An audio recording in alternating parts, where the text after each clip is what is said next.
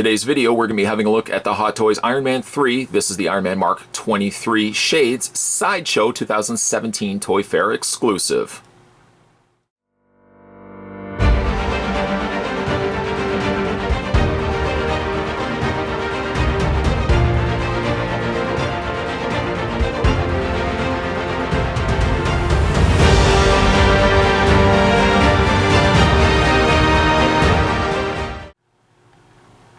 So here's your 411 on the Mark 23, codenamed Shades. He debuted and sadly only appeared in Iron Man 3, which was released to theaters back in 2013. Much like the other suits that debuted near the end of the movie, unfortunately Shades suffered defeat and was never seen again. For its height, let's go ahead and take the tape measure. The Mark 23 Shades is a little actually taller than 12 inches. It's closer to about 13 inches in height. One thing I can pleasantly report is the Mark 23 also comes with his own display stand, which is really neat. Unfortunately though, whatever battery compartment was originally housed in the under area of the base to of course have this section light up has since been removed, and instead they've covered it over, so there's no way for these bases to light up. I'm not really sure why, other than maybe just the cost of producing these, why they ultimately removed the battery compartments. Maybe there was a long-term problem with the mechanics, circuitry underneath, that these short-circuited. I don't really know, but unfortunately he doesn't come with, well, the base itself doesn't have the option to light up. What it does, however, have, though, is the adjustable neck clip. The waist clip housed on the top and the adjustable neck here, in which you can put him in many different flight poses should you wish not to display him simply standing. Now, as mentioned at the beginning of this review, Shades only appeared in Iron Man 3. He was part of the House Party Protocol that made their grand appearance at the very end of the movie, and subsequently his appearance was very, very brief. It was kind of like one of those if you blinked you would have missed it sort of thing. But a very interesting looking suit in the fact that unlike the other Iron Man suits, which are very primarily one color or two colors, Shades here does benefit from the fact that he's got the digital desert camouflage, which we will look at in a second. Shades, by the way, also, he was nicknamed for Shades for being the ability to withstand extreme heat temperatures as well. Also by the fact that he's also got the visor over top of his helmet. But let's get a closer look at some of the details here on Shades. So the armor itself is basically printed with this digital camouflage pattern. Gone are the days of the more larger camouflage that the military now is using, these more bit pixelized sort of armor. And like I said, it's basically running from the very top of his helmet all the way down to his legs. It's everywhere, and I have to honestly be truthful here. I'm not a big fan of this armor initially when I saw it. Just don't really like it, as it's such a jarring difference between this and some of the other Mark suits that Tony would have had in his Hall of Armors. You know, funny enough though, as I'm holding the figure in hand, I have to admit that the digital desert camouflage is actually starting to grow on me. I think it's kind of really neat and very intricately done here, made up of almost bluish silvers, some browns, and some tans. Mark 23 also benefits from the fact that he's got LED lights basically in his wrists, his chest, and his head. I'll show you where those battery compartments are located. Now, I've already gone ahead and I've put in all the batteries, but I'll show you where the batteries are located. We'll just go ahead and pop the head off the ball joint here. And then inside, on the underside, you've got your battery plate, which actually houses three LR621 batteries, and I've already gone ahead and put those in. It also, and this is something I've only started noticing, I don't know if it's been consistently across the board, but I've noticed recently, looking at some of these Iron Man figures, that I like that they actually show you an indication of which way the battery is facing. That may seem like a small thing, but how often I've had instances where I've put the batteries the wrong way and then figured out I couldn't switch it on and off simply because I didn't have the batteries facing the right way. But you have your on and off switch right there. A little harder to kind of get there with your finger. Switch it on. There we go. Might take a couple of efforts. And you have the LED eyes lighting up through the visor here. To light up his arc reactor, flip it around. And you want to get your basically this section right here will remove. And it's easiest if you get your finger right at the top here. And you really don't even have to apply a lot of pressure to pull it out. A lot of resistance to pull out. It comes out actually quite easy. I wish these were magnets. I've mentioned this before, as these pegs could potentially break over the course of time. Magnets certainly would be a lot easier, but I have to say that all the components, even like the arm guards, were easy to remove. So just take that off. And the arc reactor batteries, you just unscrew it here and your batteries will go in. Once again, 3. Now these are a little bit larger. These are LR936 batteries as opposed to the LR621 batteries that are in the front visor here. Your on and off switch is right at the top. Just switch that on. And not only does it light up the square shaped arc reactor on this suit, but also it lights up, if you can see it right there, it lights up the little under, basically where the thrusters would be on the back here. And it's really neat. Also like the film that they put over top of it, kind of giving like a honeycomb effect. It gives it almost a slightly off kind of blue color rather than white. It looks actually quite impressive. I'm going to go ahead and just replace the plate. Make sure we have that facing the right way around. Pop that into place. Now let's have a look at the arms. Sometimes the arms can be a little bit difficult to get on most of the Mark suits, but I found if you just get your finger at the top here and pull it off, you have your battery compartment here and your on and off switch. Once again, takes 3 batteries, and these are the LR621 batteries, the same as the head. I've already gone ahead and put those batteries in, and we can just switch those on. Now, you may not see it right away, obviously because I've got the fist in place, but if I just pull the fist out, you can see how bright that LED light is coming out and being projected from the forearm here. One thing I also find that this suit separates itself from the others, at least, is its very angular nature. Like even like the arms themselves have a very sharp, very distinct shape to them. They're not rounded, they're not curved as if they are to fit around the arm. In many cases, you might see just big, bold plates being attached to the armor here of shades. On the forearm, you also can see it here on the bicep area. Just plate, it seems like there's plates on top of plates. It's a streamlined suit, and yet, you know, areas such as the arms, the elbows even especially, you can see like it just looks like it's panel over top of panel. And I do think it works well, especially with the digital camouflage, as it does look like it's a much more militaristic, military style of suit here. Having not spent a lot of time on the head, let's get a good look at it here. It is a very different looking designed head from some of the other Mark suits that we've seen in the past. It looks almost like an aviator helmet, or like a breathing mask that we would see on some pilots here. And of course you've got the shaded dome covering over top of the eyes, which would make sense to protect his vision.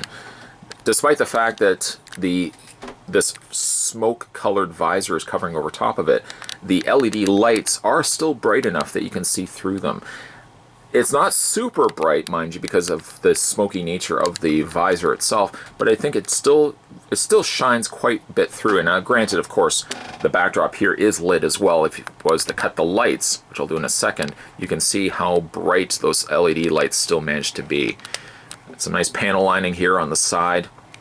A very, very intricate level of detail that's added with that camouflage print. Wasn't super thrilled with it initially, but I have to admit it is growing on me here. Additionally, I love the coloring of the silver that they made use of here, not only in the neck, but moving the arms out of the way. It's a much darker shade of silver than what we've seen in the past. This is kind of closer to a gunmetal gray, and that makes up all the silver aspects of the suit. So all the little areas that aren't plated with the armor, such as the elbows here, the areas around the sides of the legs, and the back area, is adorned in this beautiful gunmetal silver. I like this as well, how they've kind of given a white wash to the tips here, where it looks like some maybe level of heat has started to erode or maybe to wear on the armor itself. It's almost like the little areas of scratchings almost on the interior. You can even see on the edges here as well. For really a suit that relies so heavy on one consistent color pattern, it's multiple colors granted, but because the pattern is basically from head to toe, The silver does a great job of breaking up that. A lot of that can be, of course, chalked up to the design team that created this particular suit, which I could only imagine the House Party Protocol was a fun thing for the design team to get together. They basically, I'm sure they were all able to kind of design their own suits, which is why all the suits look so drastically different from one another. And if we just kind of move the leg out of the way, these flaps also hinge outward just due to the way that his leg motions and movements will be. But again, I really like all this little dark silver, kind of dark gunmetal color, especially here when I move the kind of the shoulder area away. You got these really intricate, very intricate detailed sculpts here on the shoulder section of his armor. So I can show you the repulsor blast as well. I'll go through the other accessories that he comes with. He doesn't really come with a lot other than the stand and these. He comes with a pair of interchangeable hands. Actually, more importantly, he comes with 2 pairs of interchangeable hands. And a lot of these will be ones that we've seen before. For example, we get these ones that have the visible repulsor blast see-through plastic that's incorporated to the palms. These also have the articulation fingers, so they're articulated in the, let me just grab one of them here, they're articulated in the thumb, individual hinge on the thumb, and then ball jointed here. Then each of the knuckles have its own ratcheted hinge, and then it's also got a ball joint lower, or at least these ones look like they're ball joint. They're just actually hinges back and forth on all of these. Generally, I usually use these hands because then I can get a wide range of motion. Not only can I benefit from the fact that the repulsor blasts are visible and the light's going to shine through it, but if I also want to make things like closed fists, you know, thumbs up, any one of those things, I can accomplish that with these particular hands. The other hands, not counting the closed fists that I've currently got him holding, the other hands that he has are the angled hands. So as opposed to them sitting flat, the hands are going to sit on an angle. And these are good for if you want to have him looking as if he's firing his repulsor blasts. Changing the hands are never a problem. Just go ahead and wiggle the hand right off the joint. And we'll just kind of pop that into place. It looks as if I did not actually change out. Let me just go ahead and pop the plate off here. I didn't turn this one on. We'll switch this one on. This one actually, the hands seem to be the more trickier switch to get into. But you can see a very, very bright repulsor blast from the hand. I've gone ahead and cut the lights so that you guys can see how bright the LEDs work. He's currently now turning around to his front, so you can see the rectangular arc reactor in the middle, the repulsor blast in the hands, and the light up in the eyes. And while he continues to turn around, you'll also be able to see the light up on the back here as those thrusters that we were looking at previously. Iron Man Mark 23 Shades will have the following articulation. For his head rotates left and right, but it is a little on the restricted side due to, well, the side here of his armor. It does still rotate, but it doesn't rotate nearly at the level that other of the Iron Man Mark suits will have. However, if you spin the figure to the side, not only does he have the angle up and down, but a rather clever thing that they've done is that the neck automatically, let me see if I can show you here, the neck automatically, and not in the process of popping the joint off, will automatically adjust itself. You see right there, will adjust itself and slide itself down into the back cavity of his torso. That's a really neat effect. And again, just to show you how that works, that slides in and out with the motion of his head here. In addition to that, you can also slightly angle the head up, and you can angle it down just by the nature of the way that the socket sits with the ball joint here. Before we just look at the torso articulation, I also want to show you something else as well. Almost left it off. This plate can also be removed on his armor. It doesn't show any battle damaged effects or anything like that, but it does give us an opportunity to look at some much more intricate details underneath the armor and a better, clear look at the arc reactor here. Shades has articulation in the torso, rotation back and forth, and up and down. You can also see too, as the torso tilts itself backwards, it creates a gap in between. They've gone ahead and still put the digital camouflage in between those areas so that it doesn't look jarring when you tilt the figure back. I do think that's actually a nice touch. His shoulders, he can rotate all the way around. And in addition to that, the shoulders also pull out to give you some additional, if you want to have, say, the hinges of the arms kind of moving more inward, you can then accomplish that by bringing the arms out. And those arms just kind of plug or pop back into place, just like that. There's a swivel in the bicep area. He doesn't have really a double hinge because it's all one steady movement, but it looks like it does have a hinge joint here and a here. And you can also see how those plates have separated from themselves as you hinge the arm or bend the elbow here. He has a rotation in the hand, also hinges back and forth, just by the nature that the hand essentially is plugged onto a ball joint, and then the light is inside that ball joint. For his legs, they move forward and back. He also does have it's like a T clip or T crotch clip that actually has the ball joints on either side, so you can actually bring those legs out further if you want to have a more fluent, more broader range of motion.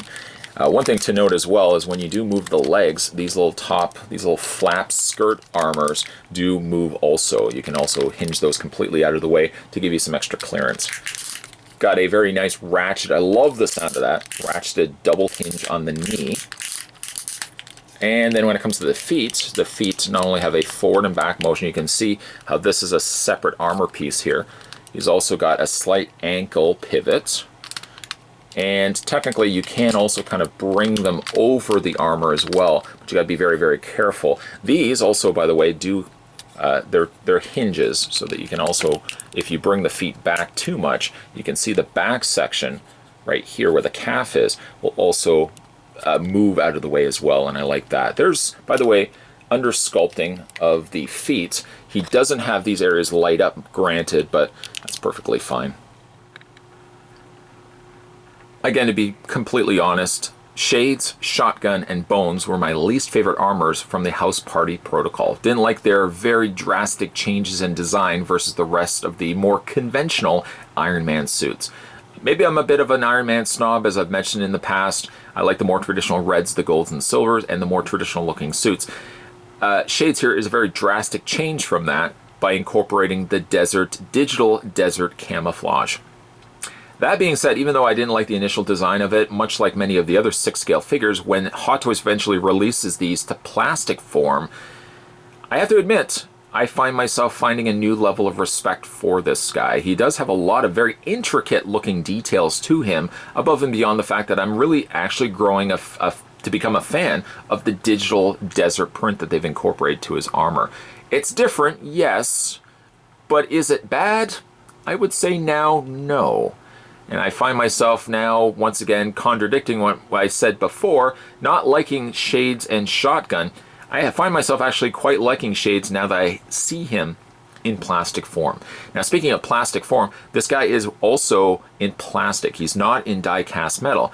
One of the benefits of him as well is the fact that he's now currently available. If you want to head over to Sideshow Collectibles, you can currently get this guy for $250. While most of the Iron Man suits are being released nowadays in die-cast metal, and therefore the price of them being a little bit more higher, Shades, I think, is at a more affordable price at $250 that you can get this guy right away. You, of course, can also pay in installment plans as well, which is what I'm doing with a bunch of other pieces as well. So if you can't afford the $250 outright, you can pay in installment plans until you finally have paid off Shades and he comes to your door. Today, though, we were having a look at the Toy Fair 2017 exclusive. This was the Iron Man 3 Mark 23, codename Shades. To be noted, though, a suit I didn't like initially, but one suit now, looking at it in person, I'm actually starting to really like now. If you guys haven't had a chance to subscribe to this channel, hold on a second. Hold on. Make sure you hit that little subscribe button. It's just below this video, and you'll never miss a beat when it comes to future videos. And if you also want to check out some more Sideshow collectibles and Hot Toys, I've got playlists on this channel designated for both. So if you guys want to check out some other Hot Toys Iron Man suits, or if you want to check out some more Sideshow pieces, there's going to be playlists there that you can watch at your viewing pleasure. And as always, guys, thanks for watching, as you always do. I'll see you next time.